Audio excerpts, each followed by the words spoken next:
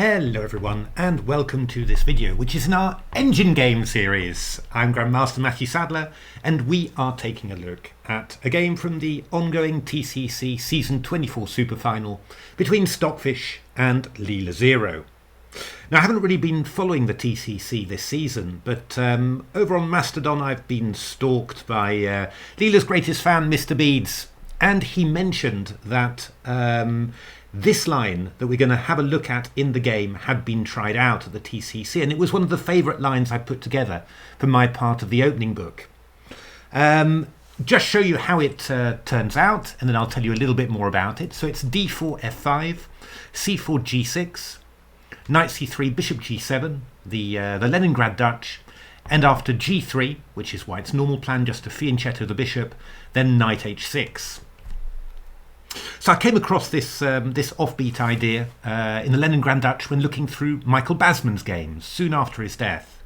In the 1970s, I think it's when Mike was really playing at his strongest, and his openings were still kind of offbeat, rather than full out unorthodox. And his games are full of ideas like this. And, this intriguing idea, it's by no means crazy, because the manoeuvre, well, normally you play the knight to f6, but then knight g4 to h6 to f7 is actually very often played in the Leningrad Dutch. The f-pawn has moved, so f7 is quite a nice square for the knight. It supports e7 to e5. It covers the g5 square. Often a white knight moves from f3 to g5 and, aims for the sensitive e6 square, always a problem in the Dutch.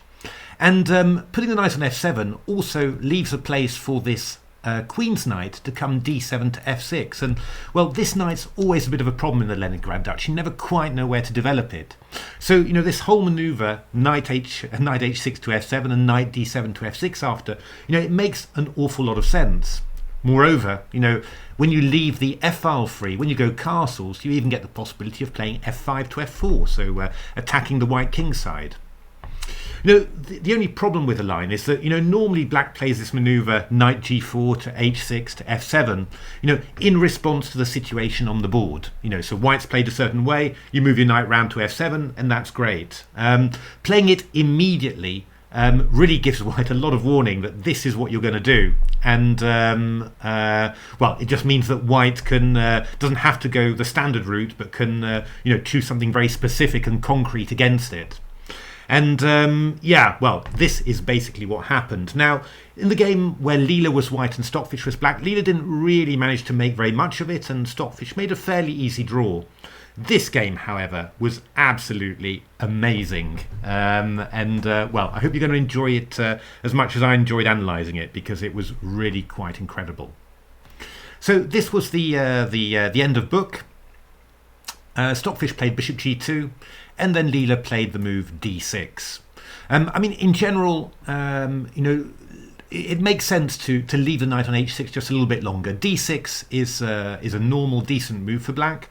And, there is the possibility of h4 and h5 in this position. You're not, covering it with a knight on f6. So, actually, it never seems like such a bad idea to maybe keep a future knight g4 in reserve. Who knows, So, d6 is quite sensible. But h4 anyway from Stockfish. That's quite interesting. I ran an awful lot of games at quite long time controls, 30 minutes plus 3 seconds in this line, and Dragon actually just wanted to play the very quiet knight f3. Surprised me with Dragon, because Dragon's normally very aggressive. Actually, it didn't turn out too badly for white. So after knight f7, castles, e4. This is the other drawback, of course, for black of not having a knight on f6, that white's e4 break. Very typical in this line, very easy to achieve. But Stockfish played quite intriguingly, actually. We got some sort of Benko here. So c takes b5, a6, takes, and knight a6. And... pretty interesting, really. As you can see, this knight's doing a good job keeping a knight out of g5. You've got the open A and B files there. This bishop's nice and open. Whole black position is a little bit loose, I'll give you that, but it actually turned out reasonably for black. So we got knight g5, takes, c4, looking to play knight c5 into d3 there. Queen a4, h6, takes, d5, bishop b3, knight c7, queen c2, king h7, h4, h5, and well, actually Stockfish had done a pretty good job here, and was looking for stuff like d4 to d3, maybe rook a6 takes e6 just to pick up the pawn. The game got very sharp. Rook d1, rook b2, check, queen c1, knight takes e6, after rook d2 takes queen d6, Stockfish kept things together, and the game eventually ended in a draw.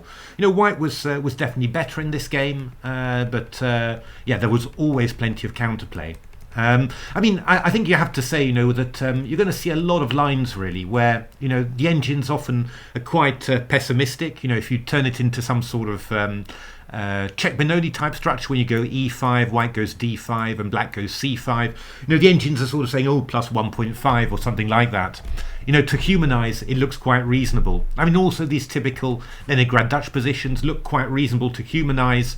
The engines don't like them very much, so you've always got to bear that in mind, because a lot of these lines, you're thinking, well, the engines don't like it very much, but I'm thinking, well, if I was playing for a win, this might be a very interesting idea to try. So very, very interesting indeed.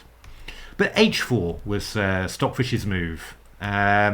c6 now, and this is actually a novelty from Leela. I think knight f7 was played previously, and h5 was the move that I suggested. Wasn't played in the human game. Actually, the engines liked the move d5 in this position, which was quite striking, but all the engines wanted it. So Leela, Dragon, and Stockfish as well, just aiming to clamp down on this square. And well, we got some very interesting stuff here. Bishop takes c3 was Leela's idea, and this is something like it's a Clarendon court, which is d4, c5, d5, f5. Seen these type of things quite a lot, and it got very, very interesting indeed. But probably subject for another game, or another video rather. But that was quite interesting. c6 was a Leela novelty here. The one thing that interested me actually was to play the move knight c6. Just to attack the pawn on d4, and after h5 we go knight f7, and now I really am attacking d4. And after knight f3, well, we go e5, d5, knight b8 to play this sort of King's Indian structure. But after e4, black's in quite a bit of trouble here, really, because actually white's got a very big threat, which is to take on g6, take the rooks off, and then go knight h4. And these pawns on g6 and f5 are under a huge amount of strain. So, in general, the engines did not like anything that resembled, putting pawns in the centre like this. So c6 was Leela's plan, and now e4 from Stockfish. Again, just exploiting the fact that black's knight is on h6 rather than f6, so making use of this break, preparing to put another pressure point afterwards on black's kingside pawn structure, h5. And now Leela played the move queen b6. And this is really interesting, actually. Why on earth does Leela choose this plan? Why should it be good to target the d4 pawn, maybe tie the white squared bishop down to the b2 square? Why should it be good at this moment? Why would you choose this plan? After all, you do have a lot of other normal ways of developing. You could go knight f7, you could go f takes e4. Why wouldn't you just develop normally? Why would you play something quite aggressive, a little bit extreme, like queen b6?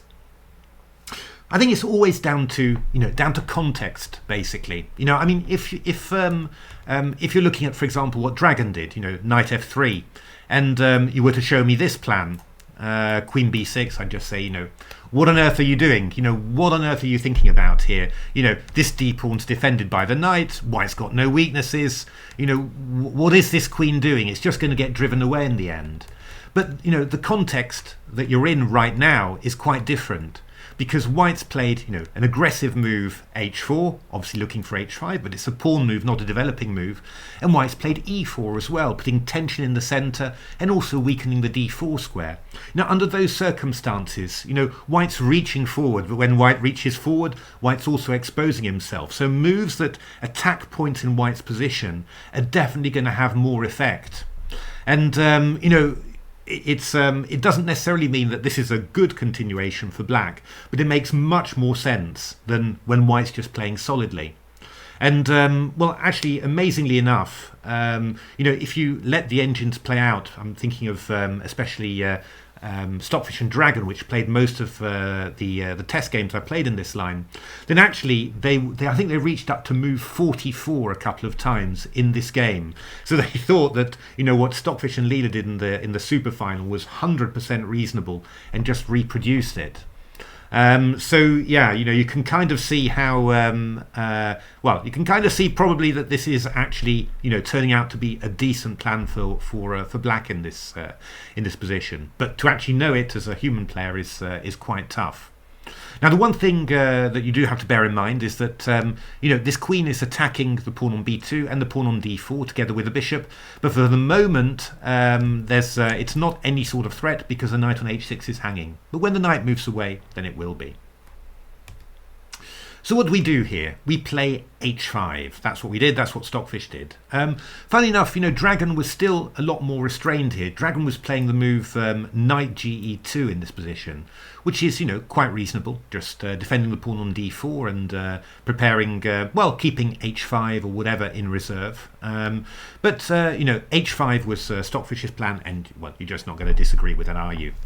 So h5, and now Leela played the move knight d7.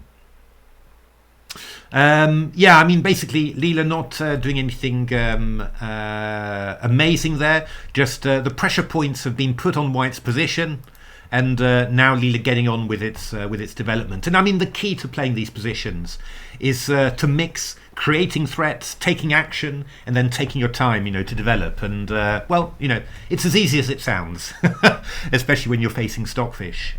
One thing that interested me actually was this move f takes e4. I thought this might be quite interesting because, one of the nice things about playing the queen to b6 is that if you go something like knight e4, I do have these ideas like queen b4 check takes the pawn on c4. We're going to see more than that. So this queen b6 move is actually doing a little bit more than just that. The nice thing, I think, is that Stockfish managed to turn this moment of insight from me into some real inspiration, because after hg6, bishop e4, I think this was Leela against Stockfish, wasn't it? My Leela. So slightly older version, not the version playing in the SuperFinal. But Stockfish came up with this piece sacrifice, bishop takes d4, which was very, very interesting. The idea is that after bishop h6, we go bishop f2 check, king e2, queen b2, queen c2, and then swapping off the queens and going bishop d4, takes in here. Rook c1, rook g8, bishop d3, rook g3, and Stockfish has got 5 pawns there for the piece, and pretty compact structure, and a little bit behind in development, but if you manage to get developed, then you might be okay. And Stockfish managed to hold this as black, but obviously a pretty in general quite nice for white. But I think you're going to see just how many possibilities that the black has here to create something create something confusing, and not confusing enough to play against an engine, but definitely confusing enough in a human game. Dragon was actually keener on knight a6, which is quite interesting as well. It just gets a piece out of the way, and black's basically ready to try and castle queenside quickly. Led to some very interesting games. Knight e2, takes, bishop f5 from Dragon. So again, pretty reasonable. Just swap off the light squared bishops is the idea, then you'll be able to get your knight into f5. So king f1, castles, king g2, knight c7. And this got pretty crazy, really. Rook b1 was one game, queen a5, and now, well, if you can guess the next move that Stockfish played, then you're doing better than me, because this was simply absolutely outrageous. G4 was played, which just leaves the pawn hanging in 2 separate ways. The idea is that if you go knight g4, we go h6, bishop f6, and now this knight on g4 is trapped. It doesn't have any retreat squares. They've all been taken away. So white just ended up going here and then f3 and then picking up this knight. Quite amazing tactic.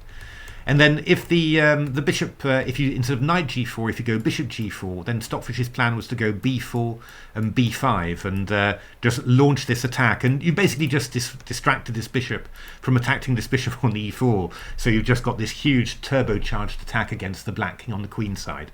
Absolutely amazing, I have to say. You know, just yeah, I mean, I ran a huge amount of games. You know, the engines were tending to really find, you know, one path above all to be the most attractive. But, you know, I was giving it lots of extra ideas to try out, and they're always finding some amazing things. But they were tending to prefer you know, a couple of clear paths throughout the game. So knight d7 was played by Leela. In general, good idea. This knight's coming around to f6.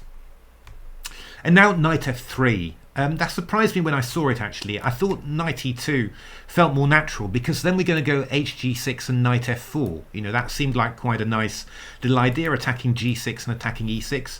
And this definitely, I think it was worthy of consideration. It was Stockfish's first choice when playing this book position against Dragon, and Dragon's choice also when I gave it the position after Black's 8th move. And, well, let's have a look. Knight f6. Then Stockfish, I think, wanted to play the move a4. This was quite interesting here. Just trying to chase the queen away with a5, and then also maybe get an a6 and just break up this queen side. I mean, where is Black going to castle? I mean, we've got rook's pawns attacking on both sides, you know, and it's actually quite tricky. One crazy game was fe, a5, queen a6, knight takes e4. Knight e4, bishop e4, queen c4. So Black's managed to take this one, but we carry on now with another rook's pawn advance here. Bishop f5, rook a4, queen b5, knight c3 and d5. And I mean, there's just pressure points all over the Black position. But you can imagine, right? I mean, a human game. I mean, with Black, I wouldn't be too upset at getting this. I mean, okay, maybe I'm lost, but maybe it's so confusing that no human player will be able to cope with it. This was how it went for in the game Stockfish against Dragon.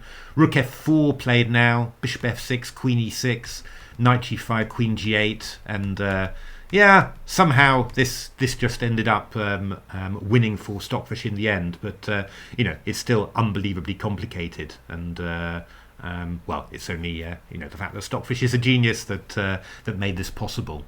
But we can see crazy positions and so many possibilities for completely random play here. Amazing play. So Stockfish went knight f3 though, and Leela went knight f6. Yeah, I mean, I was quite interested in this line, so f takes e4, and just trying to nab the c pawn like this. But this did not turn out well for Leela in one of my engine games. So queen takes a2. Leela went all in there. Castles, knight b6, b3, shutting out this queen now on a2. And then rook b1, very calm move there. And after castles, yeah, Stockfish just very calmly just teed up, just combining threats against the queen and against the king side here. And well, I'll just keep on showing you a few more lines because it gave me a huge thrill to see this. So knight d5, exposing the queen there. We go check, so we only need to get something onto the h-file and this king will be in huge problems. So knight f3, queen f6, knight g5 check, king h8, queen f3. Brilliant! The queen is coming round to h1, AlphaZero style. So if queen e7, we've got queen h1 check here. So bishop h6 played, and now just a gorgeous thing. If you fancy checking your tactics, just stop the video here and try and find Stockfish's next idea, because that was bishop c3, e5 and rook takes e5. Yeah, I had to blink twice because I didn't quite understand straight away why this was working. But it's a standard tactic, but with an extra little twist. After d takes c5, we go bishop takes c5, queen e5, and now knight f7 check with a little fork. Of course we take it, but now we've got knight g6 check, forking these two, and yeah, you know, and white wins. Just up lots of material. Well, not that much material actually, but enough for Stockfish to get the win. incredible somehow, but basically, you know, this pawn grabbing is too risky, you know, with all these pressure points on black's position. So Leela played knight f6, and it is often, you know, true that, you know, when development options are uncertain, it's often best just to start attacking stuff that the opponent's throwing at you, and then we'll just see what white comes up with. So yeah, again, a very interesting idea. I mean, e5 was played, and then Leela took on h5, and I was sort of wondering, well, I mean, it's all very well sacking a pawn, but why wouldn't I take on g6? Because after h takes g6, e5 looked very strong, and indeed, you know, the engines are winning loads and loads of games with that. But actually, there's a cunning point to it. It's not after hg, you don't play h takes g6. We actually go after the e4 pawn here. And yeah, this is just working quite beautifully for black. So after bishop takes h6 here, yeah, this knight is hanging now. But we've got ef3, bishop f3, takes. And now this pressure, this queen on b6 comes into its own because we've got queen b2. And, well, white's got nothing better than queen c1, bishop f5, rook h7, and, well, we've got a pretty equal endgame there. All these games, lots of them, Stockfish against Leela, Dragon against Leela, Stockfish against Dragon, all ending in a draw. So, yeah, knight f6 is threatening f takes e4. So Stockfish played the move e5, and now knight takes h5. And this was another, you know, very interesting moment here, because Stockfish played the idea e takes d6 here. And, you know, I mean, this was really dangerous, right? I mean, it's actually exposing the black king, and you're getting a lot of quick counterplay. But I was sort of wondering, well, you know, after all, I've got this pawn on e5 that's really strong. I've got, you know, these two knights. Ooh, I've managed to make red on h5 and h6 that look completely offside. I mean, can't we just leave it, you know, and just stop like that? You know, can't I just play something like castles and just leave the knights and then just claim a huge advantage? But it's not actually that easy. You know, again, just give you a sample line here. After castles c5, very typical idea for white. You're just trying to make this one more solid by getting rid of this d pawn. So after d takes c5, knight a4, you're going to see this a lot. Queen d8, knight c5, and you're sort of thinking, well, you know, I've got this fantastic set of pawns, e5, d4. This bishop on g7 is totally out of it. You know, what are these guys doing on h6 and h5? But actually, you know, black plays f4 in this position. And, well, there's quite a lot of counterplay. I mean, actually, you notice that, you know, these guys are actually, you know, all ready to come in and pummel the white king side. So, you know, this is just a very unclear position. I mean, you know, white should continue with knight g5. I take on there, I go knight e6, win the exchange. You know, it's just a total mess, basically. But, you know, funnily enough, it's, you know, weird in the Dutch, but yeah, this f pawn actually makes these two pieces not weak red, but strong green in actual fact. So white can't just play calmly and say I can shut out the pieces. It just doesn't work like that. c5 was another idea that I was interested in, but here the engines just want to play queen c7 here. And just keep the pressure on e5. I mean, the idea is that you're going to play, you know, knight g4 if nothing happens, and just get rid of this pawn on e5. I mean, one line that Dragon played was quite interesting. Now, this was Stockfish's idea. It was just taking on d6. Dragon, always very gung-ho, wanted to take and go bishop f4, which was quite interesting. You know, just pinning the queen and well, getting some action. But castles takes queen d8. Queen b3 check, knight e5, rook f6, and black's just going to aim to pick up this pawn. I mean, white got some counterplay here, and it was, you know, just an unclear position really, but basically, you know, white wasn't any better there. It was just compensation. So instead of trying to, you know, really try and solidify this pawn on e5 and say that the knights are shut out, which was really my, you know, feeling. There were a lot more things that I looked at from that point of view, but I couldn't make them work. Stockfish just went for the attack. So takes on d6 and then queen e2 check. And after king f8 here, played the move c5. And yeah, this is kind of the absolute moment to do it, really, if you're going to do this. Now, you know, why does you know, Stockfish feel the need to open lines in this position? Well, you know, although, you know, white does have the h file, but this is, you know, kind of blocked. and apart from that, white's only really got the e file to attack. So it's a little bit narrow, and Stockfish really feels that it's important to to really open up some more lines in order to get at the black king, because so far well, black's king is a bit funny, but the rest of the position looks sort of okay. I mean, bishop g5 was possible, and I suggested it in a match between Ethereal and Leela. And by the way, I've mentioned this a few times now, but if anyone's out there and you're thinking, oh, I wouldn't mind trying out a new great engine, then I mean, Ethereal, it's not new, but it's really improved in strength recently, and I'm getting some very interesting stuff in my in the matches I run against Leela. So really do take a look at Ethereal. It's ended 5th in Division P, just after the top 3 and Berserk, and it's really worth it. As I said, I'm giving a lot of interesting stuff. So actually, in my match between Ethereal and Leela, then Leela played knight f7, and well, Ethereal just went all in with castles, queen c7 and rook e1, and well, it's not always the case with engines that things are as disgusting as they look, but this did turn out to be as disgusting as it looked, and Ethereal won a really great game against Leela with this. The better choice after bishop g5 is to go queen c7, defend d7 there, and after castles you go knight f7, and black's just aiming to actually just take off this bishop, go bishop f6, and then get the king to g7, and well, this just turned out to be pretty decent for black. Again, super complicated as always, but the engines really managed it. Let me show you one game between Leela and Ethereal. Then that was d5 takes. Bishop f6, queen d2, h6, and here Leela sacked her piece with d takes c6.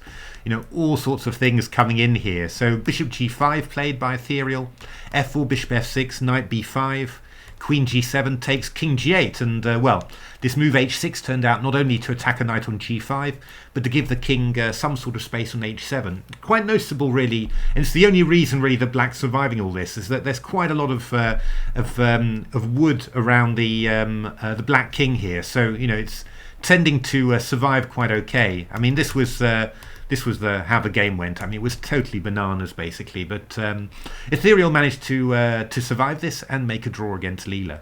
So well, 2 bishops and some nice passed kingside pawns and a knight that's rather offside. That was enough for Ethereal to survive. So really interesting as well. Bishop g5 not bad, but probably Stockfish's move c5 the most challenging. So d takes c5 was played. Queen c7. I think you probably know what's happening here. It was rook h5 and bishop f4. Really dangerous there. Knight f7 takes. Knight d6 and castles. And yeah, I mean, we're coming with d5 here. I mean, it's carnage basically. Yeah, none of the engines managed to hold this. So d takes c5. Bishop g5, threatening queen e7 check. Queen c7, castles.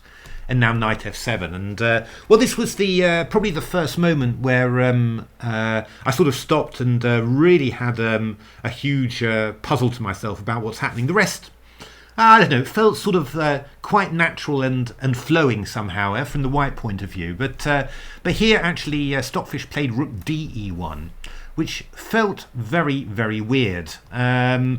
I mean, I understand. You're putting the the rook on the this rook on the e file because you want to keep this rook on the h file. But I didn't really get the feeling that rook on the h file was going to be doing that much. And after all, I played c5. I mean, it's going to be on the d and the e files that that things are happening. So why wouldn't I want to play the move rook he1 here? Well, the point is here that first of all, I was looking at the same continuation as happened in the game, but eventually I actually realised that black's got a pretty decent way of defending there. Knight f6 was the move that I was looking at first, and then I wanted to play the move bishop f4. I like this very much because, well, if the queen goes to d8 as in the game, then I go d takes c5, and well, we see a big point of the rook going there.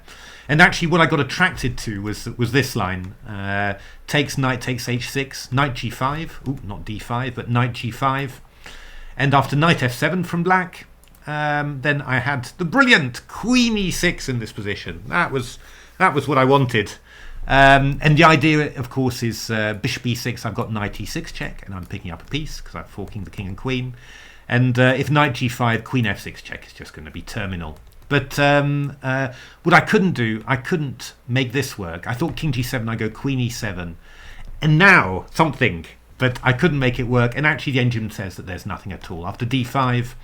Then my move king g8 is what it is, and my analysis continues. But Dragon and Stockfish just played out my analysis basically and took it a little bit further, and it just turned out to be absolutely fine. For example, this was maybe the most promising line I could think of: takes, bishop c6, rook b8, rook d8. But I didn't think that this was going to be winning for white. You know, obviously you've got this pin against the rook on b8, but black's a pawn up. The rest is solid, so I thought that black would survive here. And yeah, Stockfish had no problem holding this with black. So this is actually so this whole line, you know, queen e6, gorgeous, but not the most promising. And actually, basically, bishop f4 was not a bad move, but d5 was what the engines wanted, and they just thought that this was absolutely killing. We really are just either breaking through like this or going dc. And these, you know, these open files are just going to be killing. This was quite a fun idea. Takes d6, queen a5, d7, and after queen a2, this was again Stockfish against Dragon. There was the gorgeous bishop e7 check, which I thought was really quite nice. Just aiming to draw the king into the attack here of the white queen. Very nice move. And after king g8, then we get d8 queen, knight g5, queen e4 again. If you take on d8, I go queen e7 checkmate, of course. So bishop e6, the brilliant block there. So many things hanging. And now rook d2 was Stockfish's solution. And after queen a1, we just swap off the queens. And it turns out that this bishop is pinned and lost. So white is actually just winning a piece here. And then, you know, coming in with the pieces. So incredible somehow, really amazing. So, well, you know, I didn't see that. I was distracted by other things. But in any case, I stopped analysing after a short period because I suddenly realised that bishop f6 was black's best move. Yeah, the idea is that after takes, I couldn't find a way to make anything of this. d5, king g7 looked pretty safe for black. You're just getting out of the way. You've got plenty of knights around the board, so you know you should probably be okay. And the engines confirm it. You know, bishop f6.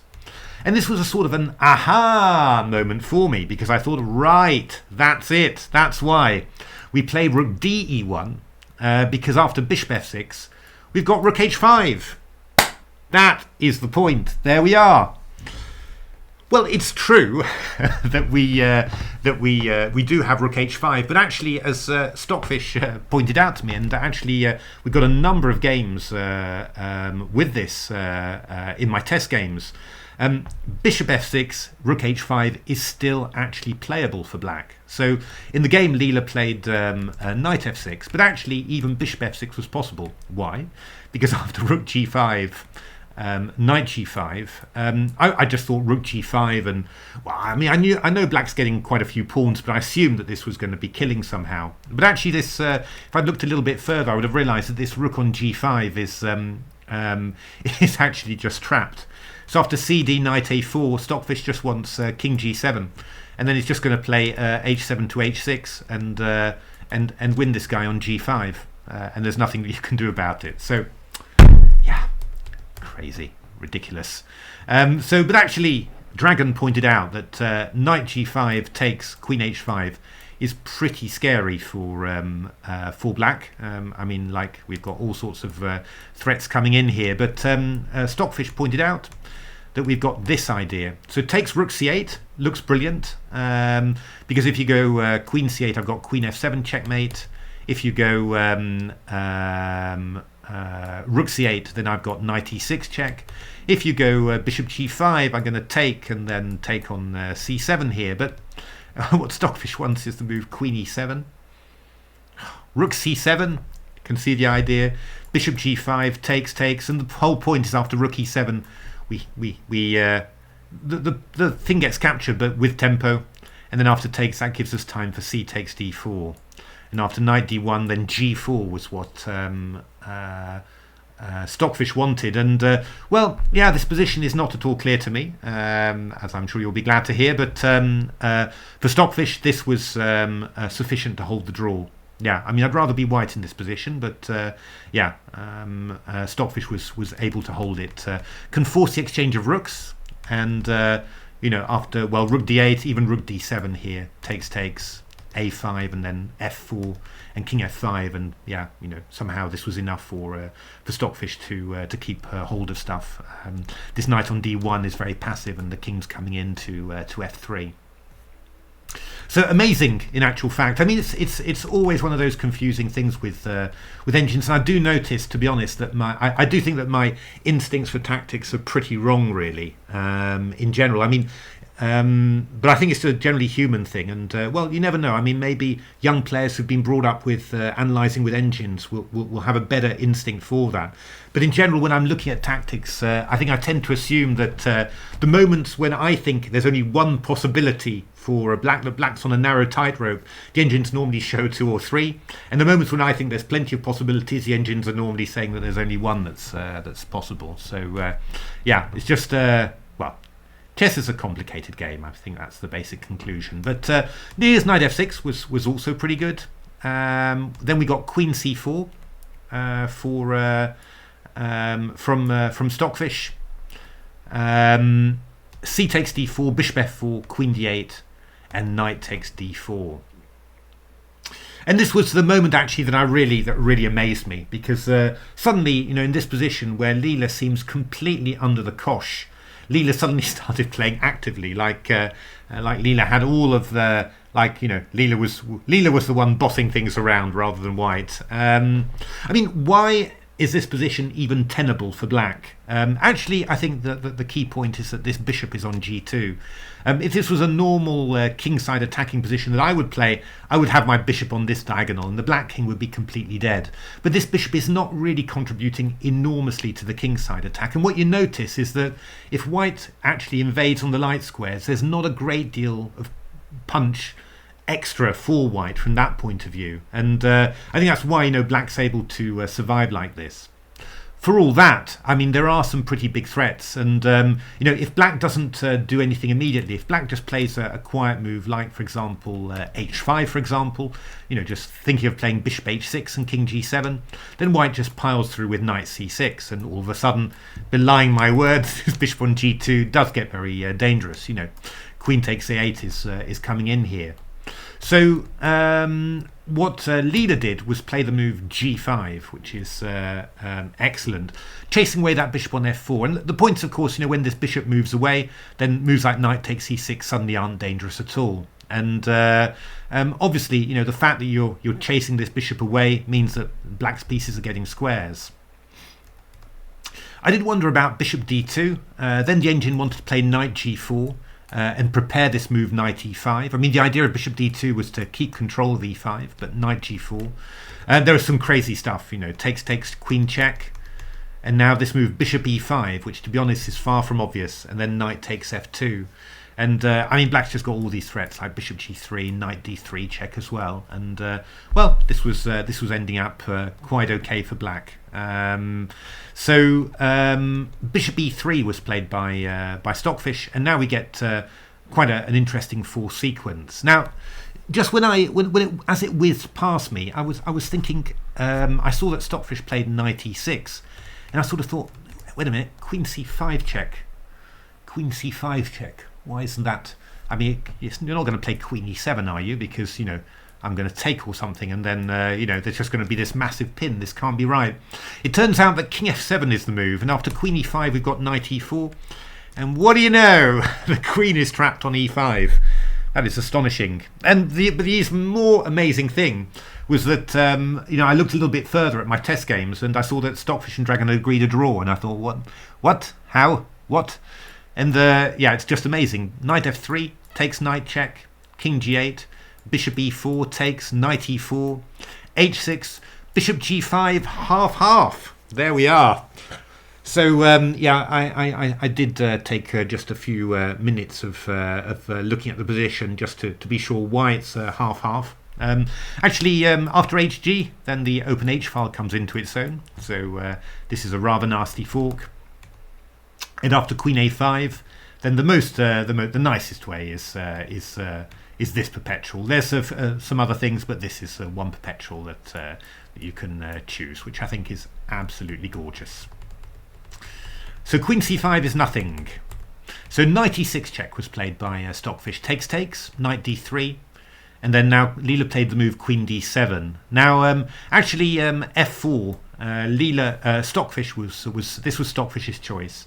And after takes, rook d1, takes, h5, rook d3, queen e7, queen f4, queen f7. Stockfish was holding this all of the time against Dragon without fail.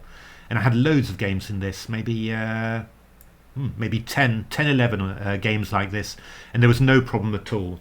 Still quite risky, but, well, I don't know. I mean, it sort of feels solid. I mean, the structure's compact, and we've got quite a few pieces around, and some dark squares to boot. So it's. I wouldn't say that it's pleasant, but it it doesn't completely shock me that this is tenable. But, well, you have to be pretty good to do it. Obviously, by the way, knight takes c1 not possible because of bishop c5 check. But Leela's move queen d7 was pretty decent. Queen c4 and then rook d8. Again, knight e1, bishop c5 check. The king has to go to here. I take on e1. It's just carnage there. So rook d8 and now rook e2. I thought rook d1 might be quite nice because after all we're pinning this guy, but queen f7 is the standard resource here. You just threaten the exchange of queens, you can't stay on this knight, and after queen e4 we go rook d7, protecting this guy.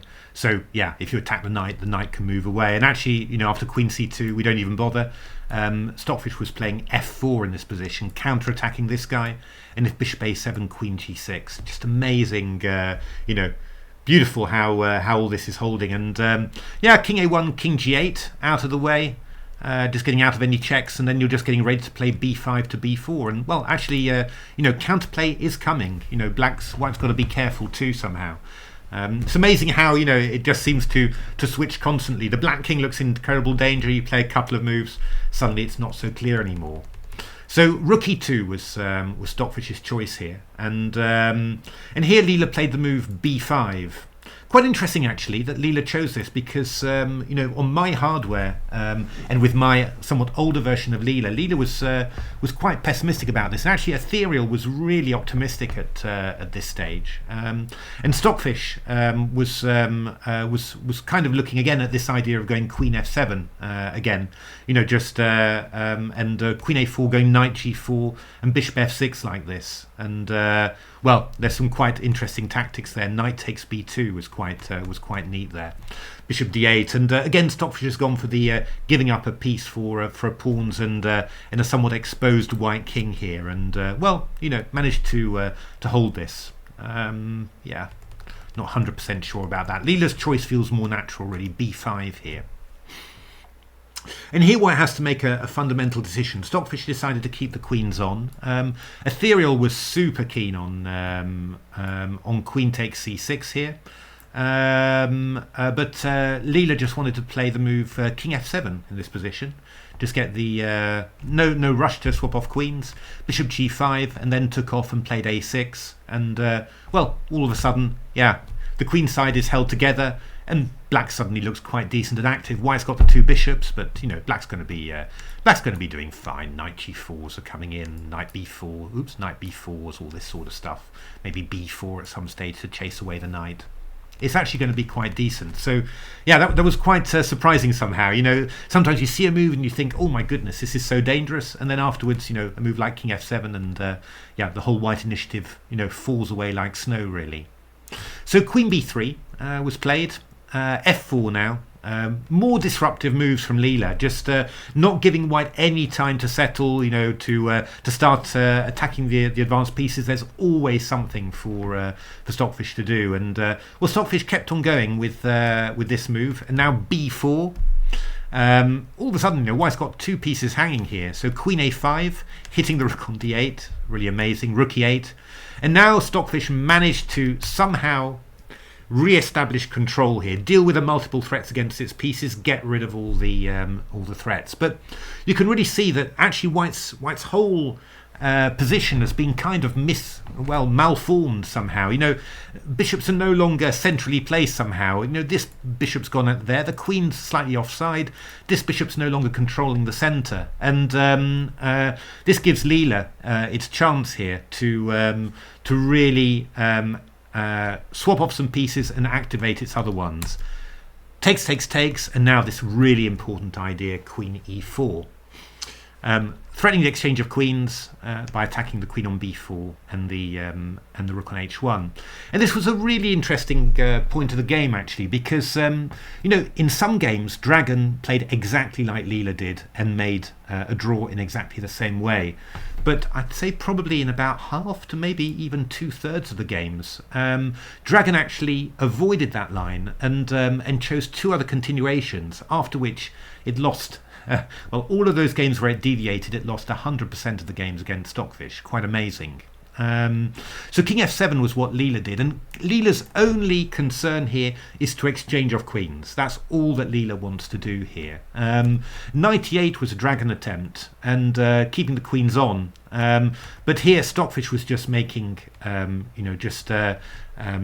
with some really exceptional play, was really making Black's life a hell here, Dragon's life a hell, because actually Dragon never managed to get its king free, and it doesn't look so terribly bad for Black, but this king is the big difference, because despite Black's pressure along the long diagonal, this king is much safer than the king on e7, and Stockfish just managed to keep on attacking, keep on harassing the Black king. Bishop c6, queen a3, knight d6, bishop f3. We've always got ideas with knights coming in, and somehow Dragon never managed to hold this. So this move knight e8 was much less successful. So king f7 from Leela was best there. Queen a7, queen e7. And we've got this attack against the knight, and if white doesn't do anything quickly, then we're going to get counterplay. This is going to be dangerous somehow, because Black's not making any concessions by playing king f7 and queen e7. The rook is still incredibly active. Black hasn't played a passive move like knight e8, giving white plenty of time to get the knight into play, to get the rook into play.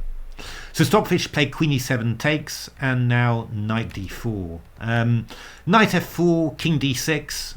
White's a pawn down, but Leela did not think that. White's a pawn up, rather, but Leela didn't think this was going to be any problem. And to be fair, you can understand why. I mean, this knight's coming round to d5, f2's weak, and we're going to have pressure against the b2 pawn. Yeah, a pawn's not going to make that much difference, really. So knight d4 was played, and this is more awkward for Black. I mean, it's attacking the pawn on c6, which is going to give white two connected passed pawns. And we've also got ideas like knight e6, knight f5, just to tie up the Black pieces. And this was quite amazing still, because Leela played the move knight d5, after which all of the games end in a draw. But Dragon played king f7 an awful lot in my games. And bear in mind that this is on my strongest hardware, so this is 94 threads, and fairly long time control, 30+3. And I was starting a lot of games from this point, in actual fact. So Dragon's got a lot of time to play. But Stockfish was working miracles here. Just in this position, just managing to keep the black pieces tied up. I mean, the problem is that moves like king d6, I go knight f5. So somehow Dragon never managed to get free, and Stockfish was able to demonstrate. We've seen it so often. This amazing tactical skill with rook and opposite coloured bishops. We saw it in the last SuperFinal with a couple of amazing endings that will always live in my memory. And yeah, we just see it here as well. And I can't properly explain to you, why this is all so good, but I can just tell you that all of these games were ending up in Stockfish's favour. Obviously, with two connected passed pawns, the more pieces you've got on the board, the more difficult it'll be for black. And simply, the problem is for black is that the king is always getting targeted somehow. Always getting into problems here. And the rook makes it easier to attack pawns like this. And this basically ended up as a win. I do have to say, I wasn't 100% sure that this particular position was going to be a win for white, but Stockfish made it a win, and I imagine that Dragon probably did a better job of defending than I ever could. So yeah, very, very interesting stuff. But even that was a crucial moment. I like playing all these engine games out, and because I don't think you'd really know this from the evaluation. That one line, the line that Leela played, was giving away a pawn and two connected passed pawns, but leading to a draw all the time. And that another move that probably has got maybe a similar evaluation, if you just look at it, is actually leading to enormous difficulties. It's only by playing out these games that you find this. So rook e1 check play, king f7, knight c6, and here Leela, really plays beautifully for a draw. And the impressive thing actually is that I didn't just try it here, but I'm pretty sure that this would also be the case. Leela at one node is already playing these sort of positions perfectly, which is simply amazing. It sort of reinforces what I say about when people ask me, how strong could humans become? Then I sort of say, well, if Leela at one node without calculation can play this sort of position perfectly, then it's just due to quality of evaluation. And I don't see any reason why humans shouldn't be able to, learn that sort of quality of evaluation. Of course, you'll never be able to, to calculate lines. If they're heavily dependent on massive tactical calculation, then you can never learn that. But I mean, surely, if you've been trained properly from the start, if you've trained with the right material and you studied hard, you should be able to reach 2900, 3000 level, because you should be able to evaluate as well as Leela basically. So I found it really, really impressive for what Leela with one node can do. And of course, remember, this is not Leela from the SuperFinal. This is a Leela from the previous SuperFinal, what I've got running on my machine. So and also not with the TCEC hardware either. So really very impressive. And I wouldn't easily assess such a position with two passed queenside pawns as a trivial draw for black. But yeah, as I said, Leela at one node is absolutely confident. I mean, the key point is black has to exchange off these knights. That's very important to do that quickly. And Leela just comes up with this beautiful plan that basically redeploys the knight from d5 to e5, and that just forces white to exchange off the knights. And then afterwards, this is actually a draw. Although there's some quite, I mean, you've definitely got to know it. I didn't know it, and I was really scratching my head and really sweating a little bit to hold the draw against Leela at one node. I've learnt a lot, certainly. So king b1 was played, and now knight e7, and this is Leela's plan, knight g6. The idea is that we're going to go bishop d4 and attack the pawn on f2. If the pawn moves to f3, we've got knight e5, which is going to be very unpleasant for white to hold. If you go knight d3 to defend the pawn, then knight e5 anyway, and we'll exchange off the knights. So knight d3, bishop d4, king c2, knight e5. You can imagine that exchanging off yet another set of pawns is not going to be okay for white. So knight takes c5 played, bishop g4, stopping h5, h6, f3, king d8, king b3. Stockfish and Leela at the SuperFinal already yawning. These are slightly odd moves to put the king on b3, but I'll just go to the final position that they agreed a draw with. A draw in, and we will see how I played this out against Leela one node. So yeah, this was a position where it was agreed a draw. So two connected passed pawns here. So you would obviously think, well, can't I just throw them up the board? What is wrong with that? Well, let's have a look how that goes. So after king b6, king c2, ideally my king would move to the a6 square, because that can support the advance, in particular of the b pawn, to the best degree. But obviously that's not going to happen just like that. I mean, black can just leave the king on b6 and stop me. So I mean, I can't do anything, on this side really. So I'm basically going to have to move my pawn up to a5, chase the king away, and then try and shove my king in somehow. So let's have a look. Bishop e3, b4. This is all my game against Leela 1 node. King c7, king c3, bishop f2, king c4, king b6, stopping me from even thinking about coming there. a4, and now bishop e1. Key idea. And what's the idea? a5, king c7, king b5, bishop d2. I can't play my king to a6 here because the b4 pawn is hanging. Curses. And it doesn't matter what I do. I mean, if I go king c5, black can wait with bishop e1, nothing's happening. Or I could even just give a check and then come back to d2 after. It doesn't really matter at all. So the only move that I've got here is to go king a4. And the idea then is to go b5 to b6 check, and then move the king to b5 after. And at first sight, this looks really, really very dangerous. When I was playing this with black, I was sort of wondering, oh my goodness, have I messed it up? Did I do something wrong? But in actual fact, that you've just got to have one thing. You've got to know one thing. And I think this is an ending that you really should know, because I can imagine this coming up in many different positions with different kingside pawn structures. But this is a really important thing to know.